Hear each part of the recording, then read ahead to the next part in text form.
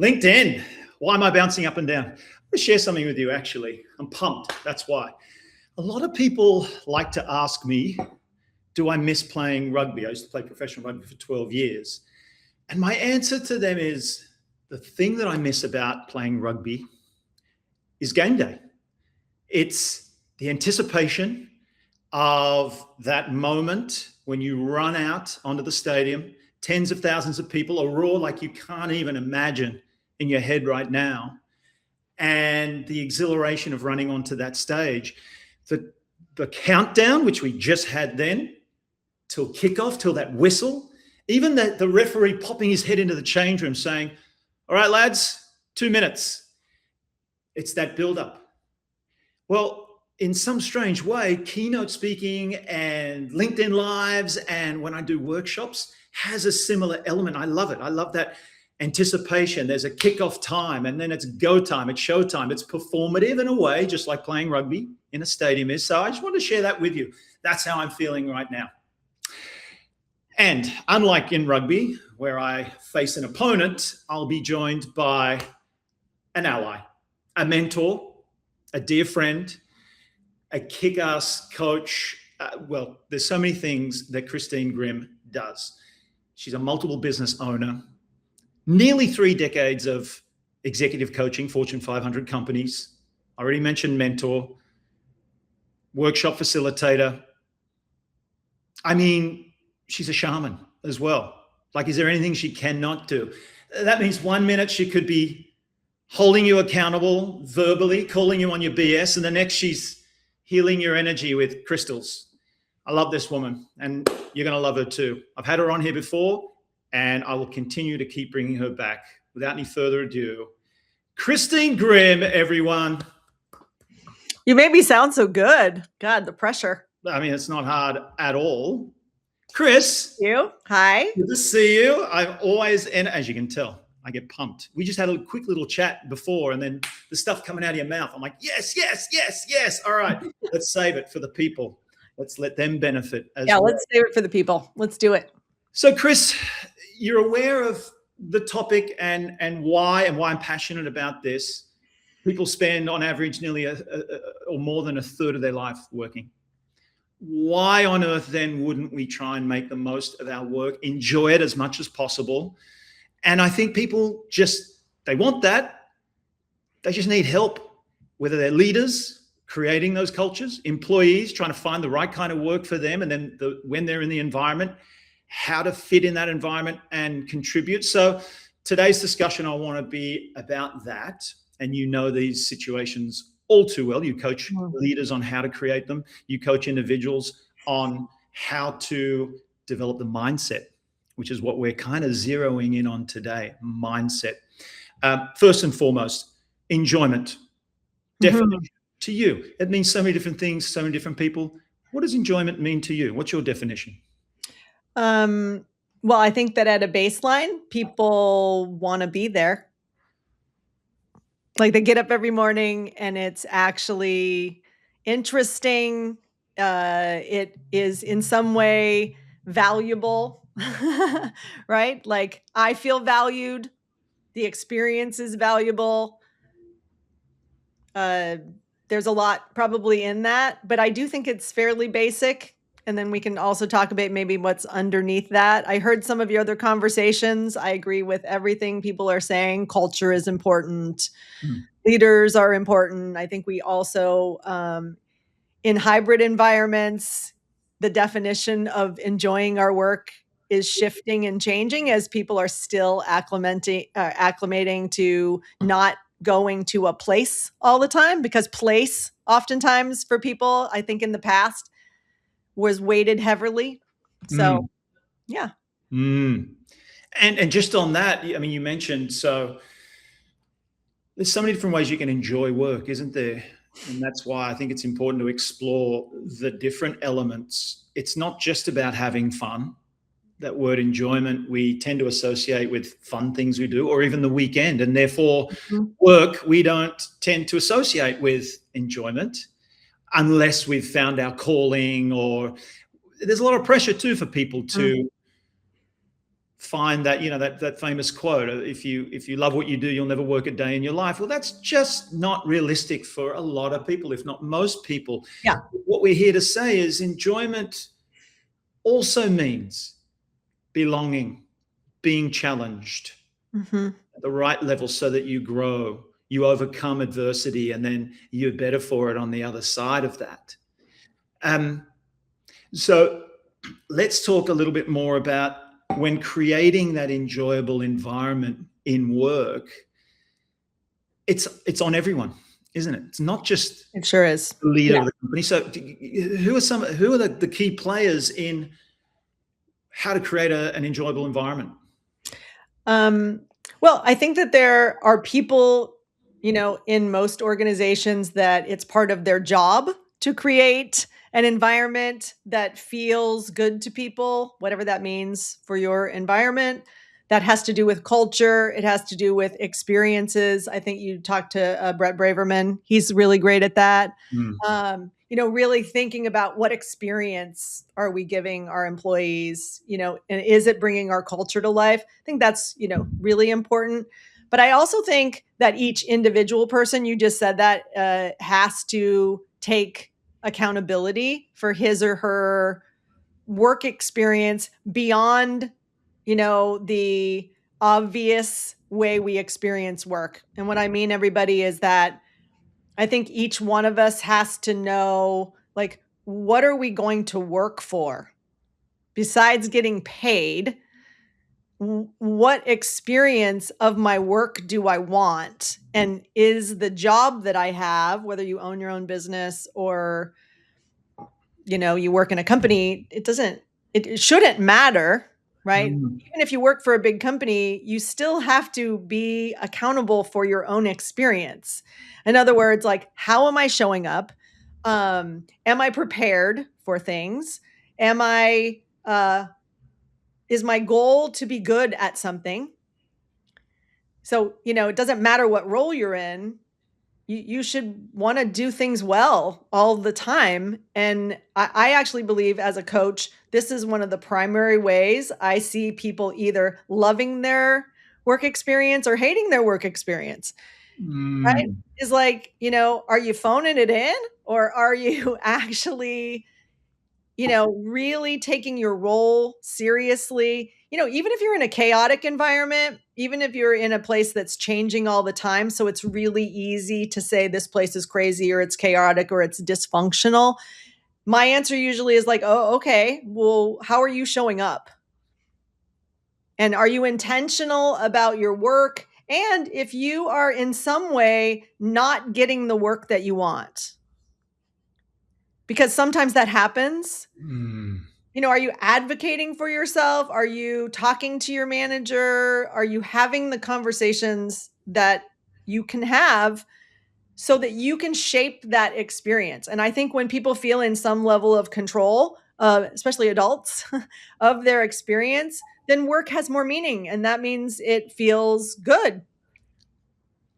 Chris, so many angles I can take here.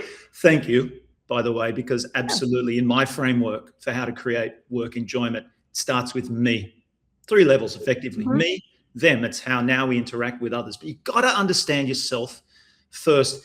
And that clarity you speak about of, how do I want to experience work? Just like, how do I want to experience life?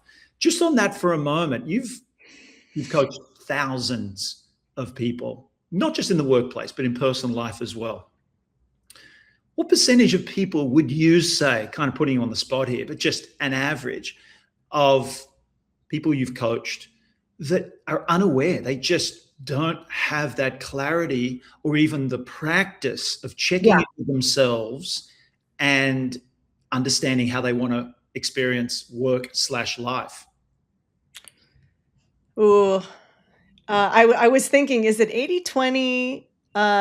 It's probably 90% of the people, to be honest. Yeah. When we start, and I'm talking even CEOs, like, it is not uncommon by the time people would ask for coaching that something feels off or is wrong.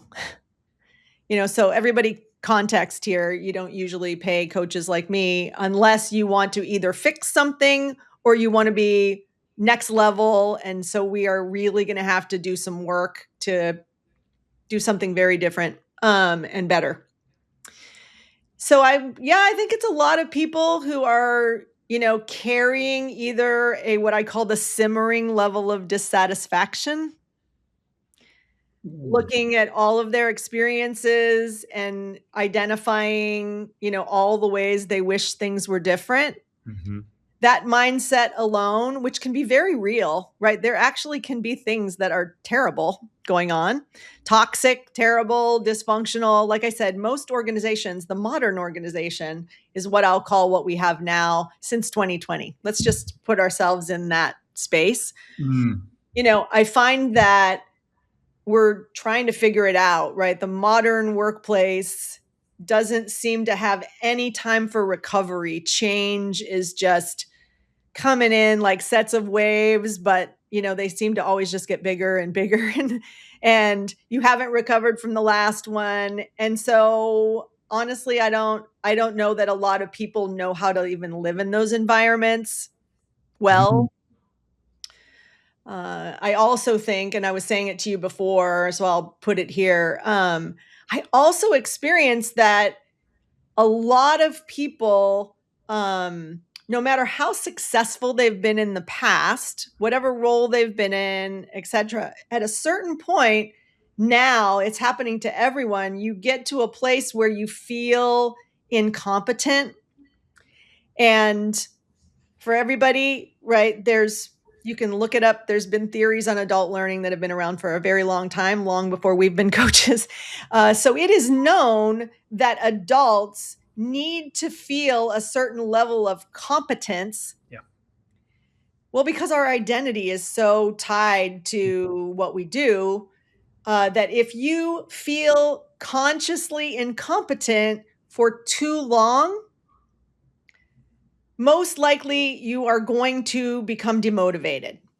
And that lack of motivation that sets in, it's the answer to your question, Mark, right? Like we've got, now if you think about the modern workplace, with the amount of change that's going on, the amount of new technologies that are emerging every day, the pressure to ingest significant amounts of data, and now AI, like we just keep adding things so that the people have to constantly either learn something new while we're doing our day jobs. So there's kind of a saturation point. And like I said, if you get to a saturation point, which often when I'm coaching people, that's what's happening, right? They're going through so much change at work and home, and now their job is changing. And the expectation is they're going to get with the program very, very quickly, and they're saturated. And if that saturation happens and their predominant feeling is some level of incompetence, there's no enjoyment there. Oh, Chris, not only no enjoyment, but there's extensive research out there, and I know you know this, that feeling of lacking competence leads to burnout. I mean, much worse than just not, it would be more enjoyable if I felt more competent. No, it leads to burnout. It's one of the drivers. And I think that's part of the issue, especially for decision makers in companies, being unaware of, what they're probably thinking and managing to try and avoid burnout for their people is workload. And now we're talking about, now hybrid, you mentioned before, it's a changing environment. It's no longer, we're in the office 5 days a week. It's, okay, what's the balance we need to find now for my people so that they feel motivated and not burnt out? Is it 3 days a week in the office, 2 days at home? Is it 5 days at home? Yeah. So navigating that, but also I think a lot of leaders are missing in avoiding burnout of their people is, are they in the right role for them that makes them feel competent? And then that responsibility, to your point, falls on a number of people to ensure that somebody is feeling competent, isn't it? Are they being set up for success by their managers? Tell us a little bit more about how an conversation can help people feel one of those drivers of work enjoyment being competent. Well, look, I can't miss that the background today is a bunch of brains. So I just want to say to people as I You was notice, talking, and I'm like, we need to talk about the brain for a second. So, the good news or the bad news is that we're still wired, but specifically our amygdala, our fight or flight response governor, if you will, everybody, that primal part of our brain has not evolved with the modern workplace expectations. So it's interesting, Mark, because, I do a lot of work really trying to dig in with people about like, what is this whole burnout thing about? As you know, I'm doing a masterclass next week on overfunctioning. So interesting little connection here because the modern workplace, if you think about it, is sophisticated. And depending on industry, there's varying degrees, but let's just play with me on this for a second, Yep. right? So here we have a bunch of people governed by their primal brain. So even though our work needs us to use the higher order thinking parts of our brain, in charge is still the thing looking for threats 24/7 and interpreting what is happening as that. And if we're triggered into fight or flight response, some people shut down. Some people just do more as the response of the threat. So if I think the threat is that I don't feel competent, I can't keep up, I can't make my boss happy, our culture is what have you done for me lately? I hear all these things all the time, right? If I think that's what's true, I'm either going to do more to try and prove myself, which eventually leads to burnout, everybody. It just is what it is because there's so many tasks. There's, think about all the email, all the responsiveness now is like beyond. Yeah. Right. Text messages, Slack, all the things you have coming at you every day. So if you on the inside are measuring your own worth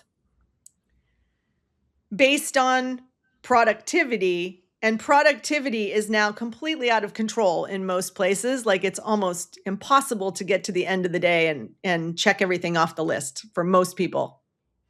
If you're working in a global organization, time zones, etc., literally you could be doing things 24/7 if you didn't sleep.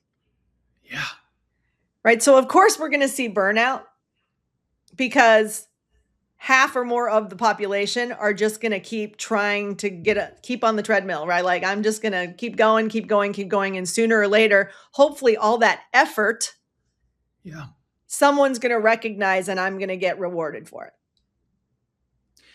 Especially if that environment, there's certain industries that promote this, overfunctioning, overachieving is like a badge of honor you can wear. And expected. So it's not only, I love what you were saying there, because some individuals take it upon themselves to handle their own fight or flight response, their own kind of coping mechanism, if you will, to just overfunction, productivity, as a status, as a self-worth. But also if the environment calls for that and you don't belong unless you do. Well, look, we're incentivized. Let's not like play around, right? Like that's not your style, Chris. No, so yeah, I can't. You're right. I mean, organizations need people to show up and do things. It is what it is. Like we have not become whatever society's gonna when we're Star Trek or whatever. I don't know, the Jetsons. I'm dating myself, but like I don't know what is going to happen to transcend what is happening right now. Some people think that's AI, that AI is going to take over all the tasky things and then the humans are going to have to do something else. I'm going to let somebody else smarter than me figure that out. But I will tell you that as a person who coaches humans right now, most workplaces are still incentivizing people for productivity. Yeah. Because that is the default success metric, whether we measure it or not, people know It's what I do that matters. And in most cases, I have to do more to stay ahead. Mm-hmm. And like I said, we also have this undercurrent, and we've seen it specifically since the pandemic, but I think it's been here for a while.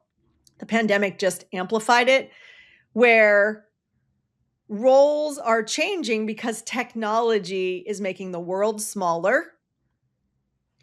And it seems to be kind of demanding that we solve certain problems, not just faster, but exponential. Like the expectation is that you're not just going to solve the problem, you're going to solve the root cause of the problem, and you're going to do something like spectacular. Like, think about it. If we look at the companies that are considered to be kind of unicorns, we reward disruption. We reward out of the box thinking. We reward those things. But yet 90% of the people are still in jobs where productivity is the measure. Let's stick on this for a second. Here's that masterclass that'll be Oh, thanks. conducted on February 3rd. I want to stay with this topic because, firstly, can you tell us a little bit more without giving too much away from the masterclass? Folks, QR code, sign up, you got to go. Thank you. What are the dangers, Chris? Here, I'll prompt you. This overfunctioning we just talked about can come for a number of reasons. Mhm. What are the dangers to the individual? Might be self-explanatory, but talk us through that. We talked about burnout by overfunctioning, but also what can it do for a culture with people constantly overfunctioning? Mhm. Maybe if we want to reverse engineer that, what are the benefits to people stopping overfunctioning to that team/culture? And then how do you help people stop overfunctioning? Yeah. Well, let's just so everybody understands like what overfunctioning sounds like and looks like when it's gotten to the point where it's a potential problem. Because I have coached many, many people, and the reason I decided to do the master class and really dig into this thing is because we think doing it all, doing it well, being the fixer, the planner, the preventer, all of that energy is going to get us somewhere. We all believe we'll get promoted. We believe at home people will value us. And in most cases, that is actually not what happens. In fact, what led up to this is that I have been coaching more and more people who self-sabotage themselves by being the person that the organization, the team over indexes on because you are the go-to, you are the most reliable person. And you tend to, what it sounds like is, it's just easier if I do it myself. Or if I don't do it, things fall apart. If someone believes that's true, most likely what we're seeing at home and at work is that they're also angry, resentful, not happy. They will tell the story immediately. I know when I sit down with someone and they go, if I don't do it, it falls apart. This whole place would fall apart. And by the way, if I create any space, no one's showing up. And if they do, I have to redo it anyway. That is so common. And it's so dangerous. It's terrible for teamwork. And we train other people not to show up. And so, of course, back to my whole thing about it can self-sabotage you. I have seen more people not be promoted after they've been this go-to. They've literally feel like they've given blood, sweat, and tears, sacrificed time with their family, done all the things, and they get to the point where they get bypassed. And they're like, what? And it's devastating. Yeah. Because they have invested so much of themselves. So I am trying to help people see that early and try to create more balance, get back to a place of balance, even if that means learning how to trust other people to show up again. You're right. I think emphasizing the cost of overfunctioning to that individual, sure, you put your blood, sweat, and tears into it, but at what cost? Important for people to check in with that. And again, as you said, what it does for the environment, or rather, if you empowered others and stopped over functioning and gave some of the tasks, the responsibilities to others, it can only uplift your team and promote collaboration. So I'm going to put that up one more time. QR code, scan it. I've already had someone scan it. You don't want to miss this. And thank you. The cost of this, Chris? It's free. It's free. I'm doing the masterclass for free. Why wouldn't you scan it? Oh. You know, I'm to that point in my career where I started to realize, hopefully you will never have this, Mark, you know, where I'm like, there's a lot of people who need what we do, who may never be in a situation where an organization is going to pay for coaching, or they might not know what to even look for. So I'm like, okay, I'm just going to start putting stuff out there, and as much as possible, you know, just like you're doing with these live LinkedIn lives, like it's invaluable. That's what we're here to do, right? Just give value, and you constantly give and give and give. Chris, I want to pause for a second. We've got some comments from the audience. This is the great thing about LinkedIn Live, folks. You show up, you get your voice heard. This is Mark Francis, who was my previous guest before you earlier on this week. I love that he loves what we're talking about here. Look up Mark Francis as well, guys. He's just brought out a book, The Captaincy. Oh, that's so great. Feel like it says LinkedIn user. This sounds like Sean Hannon. Great insight. Try to focus on top 3 priorities of clients. Execute on those highly above all the other traits and tasks. Service, again. Talk so much about that as well, can't we, Chris? That's the end game for businesses, is to serve and sell your product, your service.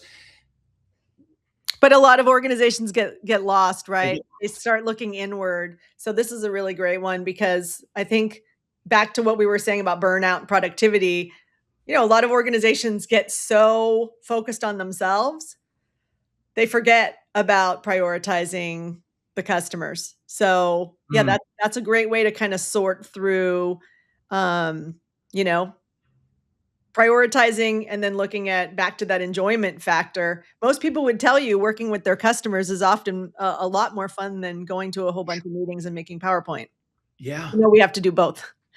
How do you feel about this comment as well? Same user, I believe. Get at the front lines. It's difficult to get elevated away from the front lines at higher roles. Yeah, for sure. Look, it's such a great point. And to what I was saying, you know, what happens when we are in our career as an individual contributor, and then maybe we move up into supervisory roles, the areas of capability and competence, you know, are really important. And hi, Sean. We do have to grow ourself, right? You can't be totally dependent on the organization giving you what you need, not only for today, but for the future. So for those of you who do want to move away from frontline work and you do want to get into other types of work, whether that's supervisory or it's just expanded scope as an individual contributor, you know, you really should be kind of, you know, what Stephen Covey used to call sharpen the saw. Right? That means you need to make sure you're sharp. You need to chase your own process and make sure that you don't get caught in that trap of the organization just changed, my job just changed. Maybe if they were hiring today, they wouldn't hire me for this job. It's kind of the worst place to be. And then it's really hard to enjoy work when you are having those fears. Totally. Look who else is with us. Bill Neighbors, look at that. The best. This is a guy who knows how to make work enjoyable. I just want to say that. Hi, Bill. Hi, Bill. Killer for relationships. Yep. It's so true. You do set yourself up for disappointment sometimes in modern organizations. And Bill, you've been through it, but you're a pretty, what do I say? Bill is an inspirational mentor leader. He is. And a wonderful example of what a 5-day retreat in Montana, fishing, getting coaching guidance by the two of us can bring. It's coming up in May. We'll talk about that another time. Bill will be with us again, I believe. Right. We have a question, Chris, from Yeah. Mark Francis. I don't know how he's got the time to be with us. He's normally either tasting wine, coaching companies on the golf course. But here's the question. What's the most productive coaching question you ask your clients? Mark, wow. The most productive question I would ask. I often ask someone, this isn't one question. Mark S., you're going to know this. One of the things I ask people is to go into the future and work backwards, because I do think if people are always stuck in today's current conditions, the sense of urgency, the to-do list, the short-term thinking, that can be really unhealthy. So I tend to ask people, at least for a short amount of time in our coaching engagements, to move into the future, to think about, what do you want to be when you grow up?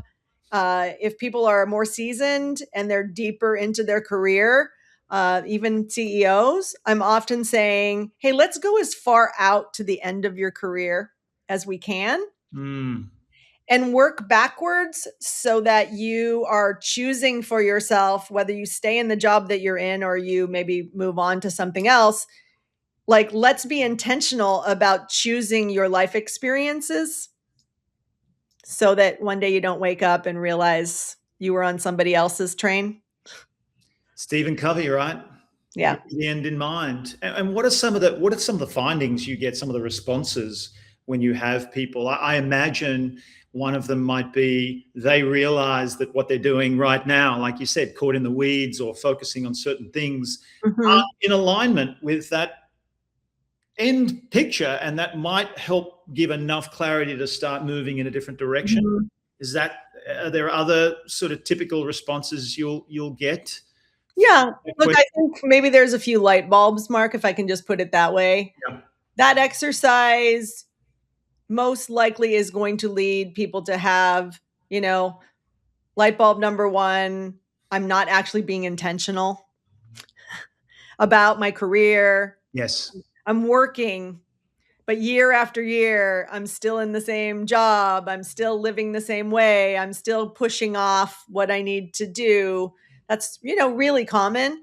And so hopefully that exercise does that. And I would say that the second thing that maybe answers Mark's question about, is it a productive question? Well, my goal is for people to get motivated by something that comes from themselves. I'm not there to do it for people. Right. I'm there to ask the questions so that they mobilize in a new way. And, so the other light bulb from the future, exercise and then working back is them saying, oh, I actually have more control of my life than I realized. Which, have it, Mark. I mean, if I can't do anything but that, or like wake someone up to be like, hey, yo, this is your life. Like, are you living your life? And by the way, your boss, the company you work for, all of that, like, they're not going to do that for you. They're not, right? They are going to be happy that you show up and do your stuff, but it's not their role to worry about your life or my life or the other person's life. So if you're not thinking about your life and how this job right now fits into that, and are you fulfilled, and are you enjoying it, and are you with people you want to be with, and is that your life experience? Because guess what? This is your life. We should be so lucky to have a leader, a CEO, a founder that thinks that way, that takes that responsibility on and says, I got to look after my people. I got to make sure they're having an enjoyable time. Life is short. It makes me feel happy. I'm living my life. They're living their life. Everyone's happy, but that's just not the reality, is it? Unless you have Sean Lippman. I was just going to say of course there are some, but that's not their job. No. Right? And we're here to talk about what to do rather than keep leaving your job to find that person, there are things in our control where we can find more enjoyment. We just need a little bit more help. We need the mindset, don't we? Need to change our mindset to, rather than, look, Brett Brauman said it. He said, given the changing environment, yes, sometimes we attribute it to these generational differences. These millennials, if they don't get what they want, they're off, they're gone. And the average tenure is 4.1 years. 50 years ago, it was 25, 30 years. Grandma, grandpa, they stuck to one job and then they got the benefits and they're out. Yeah. I think those days are almost over. Yeah. I don't know about loyalty. And by the way, Brett, sorry, I gave you someone else's last name because I do know a brave vermin. Got to make sure that's clear. But look, the days of people working for one place for 20 years, getting the watch, and retiring, I just don't think that's going to be realistic as we move forward. So it's not. The research now, I think, is that millennials and younger, that they'll have like 6 jobs, 10 jobs. I don't know, like every 2 years they're going to switch, which, okay, I'm not going to judge that. But then what more motivation do you need to be intentional about your everyday experience? This is my point. I think given that's what's happening, and yes, it's here to stay, do you not think then for business owners and leaders, that's your competitive advantage? If you can create an environment that makes people want to stay longer than 4.1 years, you're creating more cohesion. And maybe part of that is hiring coaches, or coach your people yourself, to find opportunities in the obstacles of work that can make work more enjoyable that you might not have thought about. Leaning into the relationships around you instead of just, I just got to come in and do my thing and do it well and get paid and get promoted and get out, right? Whatever. Like, what about the people you work with? That could be really enjoyable. The belonging, the team identity. What shared experiences are you creating for your people that challenge them? Yeah, that give them some ownership. All these things, Chris, I think leads to people staying. And again, we got to talk about Feedonomics. That was one of their main metrics that they focused on, was retention. Yeah. And by keeping people together longer, guess what? They build more trust. They work, they collaborate better. They get better results. So preaching to the choir here. Yeah. Look, I'll say one last thing, because we do have some clients, and I'm proud of them, for recognizing that the modern environment is taxing the humans. And that a lot of them can't even hear what you and I are saying, right? They're so burnt, or they're just so lost or worried about what's going to happen. So shout out to the leaders who are getting that and, creating space for your team to celebrate, creating space for your team to master new skills, new tech platforms, AI, right? I'm really proud when leaders are saying, you know what, we don't have the time or the money to do this, but I'm doing it anyway, because I don't want to just throw my team out there and depend on HR or another group to read it correctly and ensure that my people are going into their work now with their new toolkit and feeling good about using it. So I just want to say that, because there are some people who are getting what we're saying, and they want to bring the people along. Yeah. I'm glad you mentioned that, because how often do we hear it, right? Oh, we can't afford to do that. You can't afford not to do it. That's right. Some people get that, and obviously you coach them. All right. I always like to give our people some tidbits and takeaways at the end to wrap things up. We tried to keep it to, we didn't even try to keep it to 30. We knew we couldn't. 30 minutes. We knew we couldn't do that. Because there's so much good stuff. So do you have 3 takeaways for our people, boom, boom, boom, on how to make the work culture more enjoyable, what they can do? And let's relate it to mindset, because that's what we're here talking about. You got the brains in the background. Great.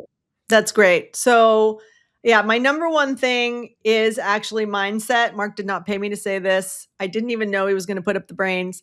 I do think learning is the critical competency for everyone moving forward. So, number one is whether you're a manager, you're an individual contributor, you're on a board, I don't care. Like, if everyone isn't focused on having a growth mindset, you're going to have problems. Because even the organizations where well-intentioned leaders, you know who you are out there saying, everybody use AI, everybody do this, and you're giving permission and maybe even spending money and giving people tools. If they don't have a learning mindset, they're not going to be able to do it well. They won't be able to learn fast enough and, take it on not just one time, but integrate it into their work in the appropriate ways. So number one is that learning mindset.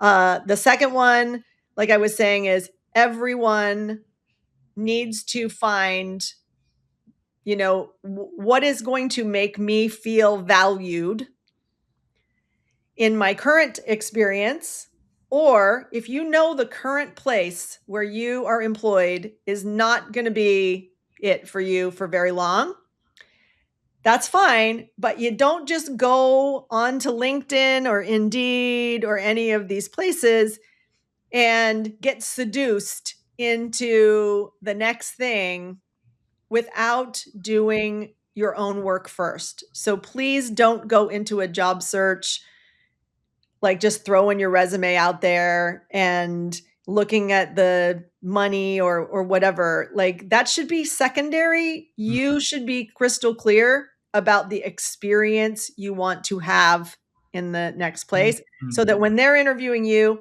you're interviewing them. Super duper important. The third thing, I kind of debated this when you asked me, and I actually think I just need to say that, teamwork is changing.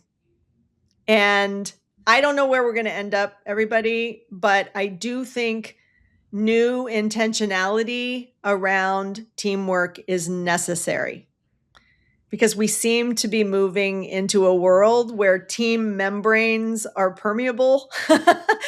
And your ability to work with this team and cross-functionally, et cetera, like I just don't think that's a luxury item anymore. Like we need to redefine team. I wonder if what you just said there answers in part the final question we're going to take. I think it's by Sean. Do we have time to answer that? Yeah, let's do it. Yeah, it's happening. So as the baby boomer generation is moving out of organizations, we are definitely seeing it's not just one next generation. I do believe that as we get more and more digital natives, I have kids in their 20s. They are looking and thinking about work very differently than myself and people who were in the workplace before us. So I think the whole workplace experience is going to continue to morph. That's why I was saying teams alone. We do a lot of team development. And it's not the same conversation anymore. Like we don't even build trust the same way that we used to. 20 years ago, we could do team building and there was some predictability in the trust process. And now it's not the same. So I would just say everybody needs to pay attention to this and, really do what's right for the people that you're working with and the work that you need to get done. Hopefully that's helpful. Thank you, Chris, and thank you, Sean, for that question. I think you just have, yep. For sure. We're all in. I think you've just got a new client there, Chris. Sean Hannon, DM Chris Grimm on LinkedIn, please. You know where to find me. So what a way to wrap up. I'm going to put the QR code up one more time for those of you who've just joined us. Thank you. On February 3rd. Don't miss it. Sign up now. Places are limited, I imagine. Yeah, I mean, it's limited by how many people I can have on my Zoom, and I don't even know what that is. So, if you're a person that you're exhausted, you're resentful, and you hear yourself saying it, I just am going to do it myself because I can't trust anybody else to show Mm, up. This is mm. for you. I want to help you balance that out, get your influence back. Wouldn't it be magical to invite people to show up and they actually do? I think that so many people struggle to delegate, and we all know the benefits of delegating. This is for you. Chris Grimm, look at us. 45 minutes. Always a pleasure. Thank you for your time. Thank you. We just spat out so many truth bombs and golden nuggets. And thank you for the participation from our audience today. This is why I love these. So I encourage all of you. More questions. We're here to answer them and learn from you as well. That's right. Final words, Chris? Thanks, everybody. Do it on purpose. Ooh, I like that. There's a catchphrase for you. All right, Chris, go and save the world as you do so well, and I'll chat to you soon. All right. Thanks, Mark. I'm kicking you out. Okay. Chris Grimm, everyone. Thank you to those who joined. Love having you here. This is why I do the LinkedIn Lives, because it gives you the ability to weigh in, ask questions, give your comments, or even just stop by and say hi. We love having you. We love our network. Well, Chris Grimm, what a powerhouse, huh, folks? And a privilege to have her. That was number 4 of the series of the Work Enjoyment LinkedIn Live discussions. Number 5 is coming up next Tuesday. Look out for the invitation on LinkedIn. And I can't wait to see you there. I'll see you on Tuesday next week. Bye for now.